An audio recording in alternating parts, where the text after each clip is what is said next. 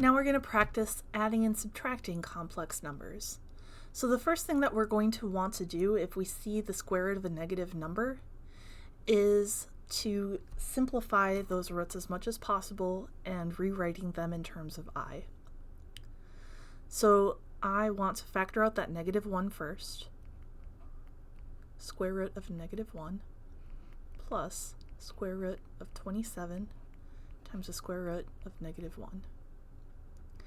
Now I'm going to look at these positive roots and try to factor out the largest perfect square I can. This one I can factor out a 4. I'm left with the square root of 3. The square root of negative 1 gives me I. 27 I can factor out a 9.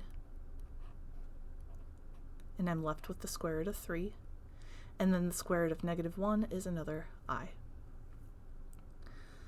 Square root of 4 is 2, so I have 2 times the square root of 3i, plus the square root of 9 is 3 times the square root of 3i. And now I have two numbers that have a square root of 3i attached to them. I can add them together, and I end up with 5 times the square root of 3i. Now a word of caution, in your homework, make sure your I is outside of the square root. We don't take the square root of I. It doesn't make sense. So it will mark it wrong if your I is inside of the square root, so make sure you hit that over arrow on your keyboard to get out of the square root before typing your I. Letter B. We are going to combine like terms.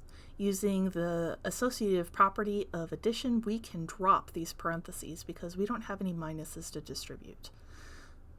Using the commutative property, I can rearrange. So I can have 4 plus 5 minus 3i plus 6i. Now I can combine like terms. I end up with 9 plus 3i, and that is my solution. Letter C, I have to distribute this negative, then I can drop the parentheses. So I have 2 minus 5i minus 5 plus 2i.